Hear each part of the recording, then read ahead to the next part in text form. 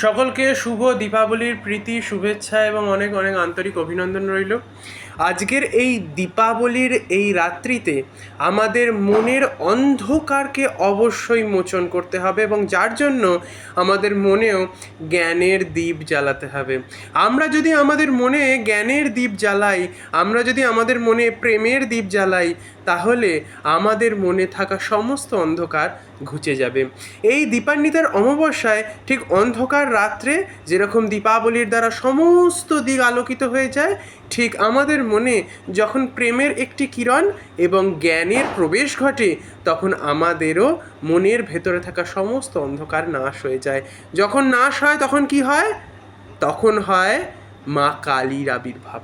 ঠিক যেমন আমরা দীপাবলির সমস্ত দ্বীপ জ্বালিয়ে নেওয়ার পরে আমরা মা কালীর পুজো করতে শুরু করি অমাবস্যার ক্ষেত্রে, সিমিলারলি আমাদের মনের যখন সমস্ত অন্ধকার নাশ হয়ে যায় জ্ঞানের দ্বারা এবং প্রেমের দ্বারা, তখন আমাদের মনে মা কালী স্বরূপিণী ব্রহ্ম প্রকট হন। উনি যখন প্রকট হবেন আমাদের হৃদয়ে, তখন আমাদের সমস্ত ধরনের বন্ধন থেকে আমরা সম্পূর্ণরূপে মুক্ত হতে পারবো।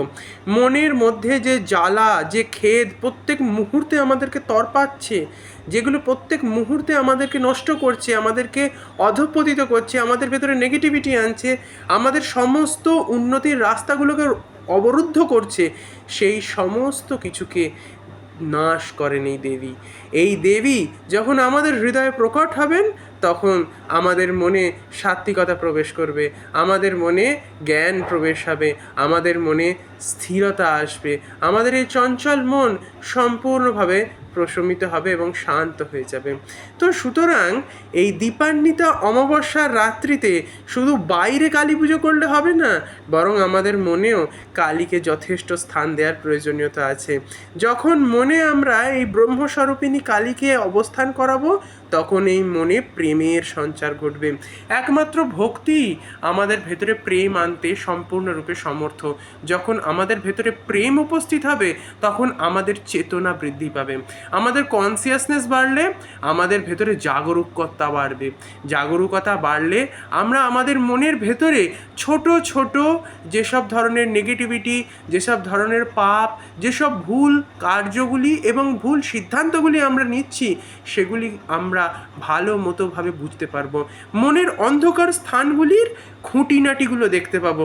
ঠিক যেমন অন্ধকার ঘরে দীপ জ্বালালে সেই ঘরের চতুর্দিকে কোনায় কোনায় কী কী আছে না আছে আমরা স্পষ্টভাবে দেখতে পাই, ঠিক সিমিলারলি অন্ধকার এই মনে যখন আমরা দীপ জ্বালাই না, তখন এই জ্ঞানের দীপ জ্বালানোর ফলে মনের ভেতরকার খুঁটিনাটি ভুল ভ্রান্তি, মায়া, মোহ, বন্ধন, এগুলো খুব সহজে আমাদের চোখের সামনে চলে আসে, যার ফলে আমরা বুঝতে পারি যে কোনটি নিত্য এবং কোনটি অনিত্য, মানে কোনটি বাস্তবিক পার্মানেন্ট আর কোনটি টেম্পোরারি। তো টেম্পোরারি বিষয় নিয়ে লাফালাফি করবার কোনো মানে হয় না। যেটি চিরস্থায়ী সেই বিষয়েই আমাদের সম্পূর্ণরূপে মনোনিবেশ করবার প্রয়োজনীয়তা আছে। এই চিরস্থায়ী হচ্ছেন এই কালী স্বরূপিণী, এই কালী হচ্ছেন চিরস্থায়ী। বাকি জগৎ সংসার, এই যে যা জগৎ প্রপঞ্চ আমরা দেখতে পাচ্ছি, তা সবই মায়া এবং মোহ। এই ভাব আমাদের ভেতরে জ্ঞানকে প্রকট করে, এই জ্ঞান আমাদেরকে মুক্তি প্রদান করে, যার ফলে আমরা ফ্রিডম পাই। এবং তার সঙ্গে সঙ্গে আমাদেরকে মনে রাখতে হবে, দীপান্বিতা অমাবস্যায় আমরা যে এই নিত্য এই যে যা যা কিছু কর্ম করতে থাকি, সেই কর্মগুলি আমরা আমিত্বের সঙ্গে সংযোজিত করে কর্ম করি। মানে প্রত্যেকটি কর্মের ভেতরে আমাদের বহু ক্ষেত্রে অহংবোধ থাকে, কিন্তু যখন আমাদের ভেতরে এই ভাবধারা চলে আসে যে মা কালী সমস্ত কর্ম করাচ্ছেন এবং আমরা শুধু নিমিত্ত মাত্র দাঁড়িয়ে আছি, তখন আমাদের ভেতরকার এই অহংবোধ চলে যায়।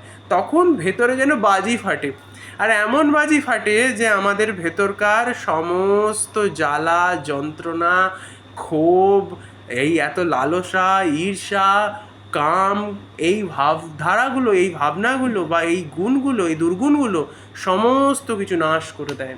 তো সুতরাং এই দীপাবলিতে আপনাদের সকলকে আমার অনেক অনেক শুভেচ্ছা রইল। মনের অন্ধকারে দীপ জ্বালান জ্ঞানের, দেখবেন চেতনা হবে উত্থিত, মন হবে শান্ত, ধীর স্থির এবং সম্পূর্ণভাবে কালীতে লীন হবে। আর এই মা কালীতে লীন হয় দীপাবলির চরম উদ্দেশ্য। অনেক অনেক ধন্যবাদ আপনাদের।